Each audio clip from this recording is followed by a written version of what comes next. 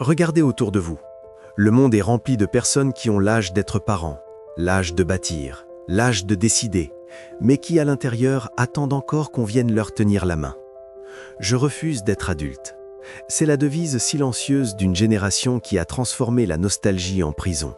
Mais ce que vous appelez garder votre âme d'enfant est peut-être en réalité la peur panique de ne plus être le centre du monde. Cette peur de ne plus être au centre s'enracine dans un refus inconscient de quitter le nid. Jean-Pierre Boutinet, dans son ouvrage « L'immaturité de la vie adulte », souligne que nous vivons dans une société qui a sacralisé l'enfance, la rendant presque intouchable. On associe l'adulte à la fin de la créativité, à la mort de la spontanéité, à une forme de cesser d'être. Pourtant, cette nostalgie est un poison.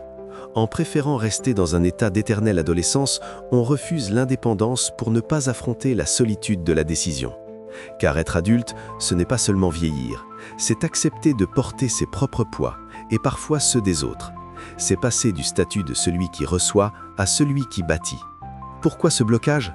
Parce que l'immaturité est un refuge confortable. Elle permet de repousser toute responsabilité en jouant la carte de la passivité ou de la victimisation. À la moindre difficulté, on se réfugie dans un monde infantile, on remet les choses à plus tard, on contourne les situations conflictuelles. Ce fonctionnement de crise, s'il devient la règle, vous emprisonne. On se raconte des histoires pour éviter de voir la réalité en face. Chaque jour passé à fuir une responsabilité est un jour où vous abdiquez votre pouvoir. La peur de ne plus être au centre vous pousse à rester petit, là où vous êtes en sécurité, mais là où rien ne pousse. La transition vers l'âge adulte demande de la lucidité. Observez votre quotidien. D'un côté, il y a ce que vous assumez seul, ces décisions et ces situations que vous gérez sans attendre l'aide de personne. C'est la preuve que vous avez déjà la capacité d'être adulte. De l'autre, regardez ce que vous laissez aux autres ou les décisions que vous repoussez par peur. Chaque fois que vous agissez ainsi, vous laissez quelqu'un d'autre diriger votre vie. Pourtant, la force que vous utilisez pour gérer vos propres affaires est exactement la même que celle requise pour assumer ce que vous déléguez aujourd'hui. Il n'y a pas de différence de nature entre gérer une tâche que vous maîtrisez et prendre une décision qui vous effraie. Dans les deux cas, c'est votre capacité d'action qui est en jeu. En reprenant les responsabilités que vous laissez aux autres, vous ne faites que généraliser une compétence que vous possédez déjà.